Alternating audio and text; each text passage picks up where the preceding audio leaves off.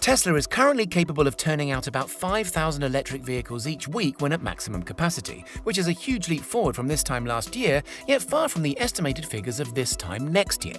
The rate at which production has grown has been exponential, and this has been partly due to the surge in demand for electric cars and the increase in interest and popularity for the brand. But how has Tesla, a very young company compared to the established brands, succeeded in ramping up its production in such little time? To understand how, we must first understand why, and we're faced with the time-old question of which came first, the chicken or the egg. In this instance, we ask whether the interest in stepping away from fossil fuels came to light first, or whether it was the launch of companies like Tesla which introduced new possibilities that fueled the pro-electric anti-fossil fuel debate. Regardless, Tesla was a huge success with wealthy customers hitting the mass market in the early 2010s with its Model S. By the end of the decade, the affordable Model 3 meant electric cars could be put in the hands of many average consumers.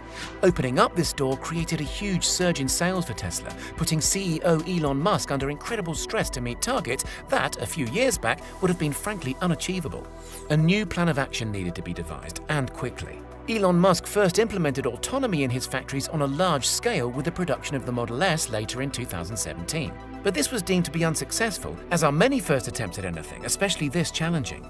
Nevertheless, the factory was a far cry from its state in 2010 when purchased from General Motors. But when the Model 3 launched and demand skyrocketed, it was time for the company to have another crack at speeding up the process.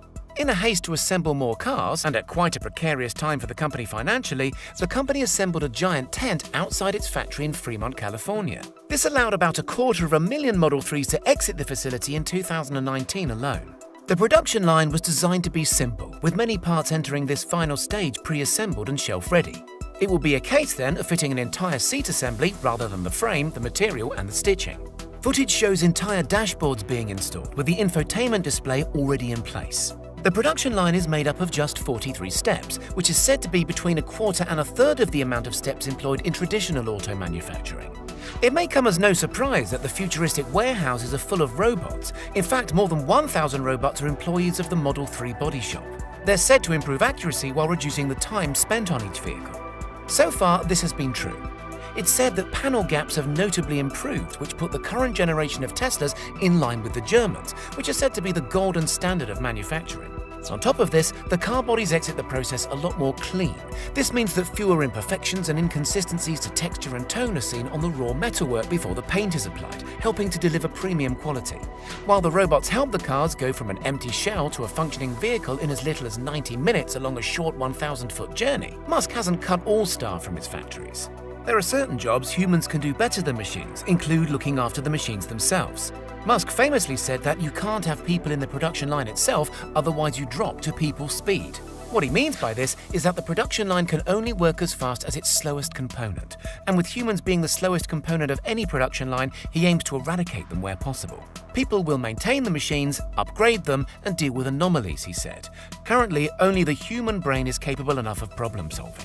Elon Musk's goal for 2020 and the years to follow is to produce 1 million cars per year, and although this year looks to be a figure around half that, it's safe to say it's been anything but a normal year. Still, a 36% increase over the previous year is nothing to be ashamed of.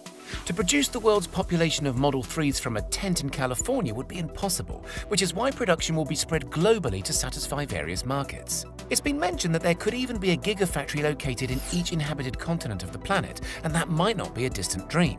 The Shanghai-based warehouse was built on an empty plot entirely from the ground up in less than a year, and its Berlin counterpart is expected to open its doors even quicker. While many automakers outsource many stages of their vehicles' production, such as stamping, which involves bending the metal panels into shape, Tesla aims to cut the costs by doing all of this in-house. Musk openly admits that there have been teething problems with the new autonomous style of assembly. There have been instances where steps have had to be repeated, for example, after an error spotted by human eye has been identified. But the process relies heavily on artificial intelligence and machine learning, which both help the self-healing of any errors and induce constant improvement. We know the company has the ability to collect masses of data about its cars and their users, but what is discussed less so is that it collects much of its data from itself, including its assembly machinery. Even so, autonomy and robotics are in their infancies. Developing things like computer vision, which refers to how a computer sees and interacts with its environment, will help increase the production line's dependency on these, which although incur huge upfront cost, are cheaper in the long term to employ.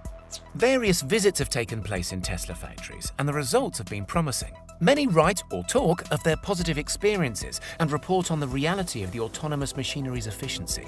Some have suggested that the company could easily accommodate a 10,000 weekly production figure in the very close future with a little tweaking and growth, and that's just from one factory. We must also remember that, for many of its first years, Tesla was building and adapting processes just like these behind closed doors when the company wasn't so much in the public eye. Being somewhere between a car and a tech company, Tesla works remarkably different to any other car manufacturer.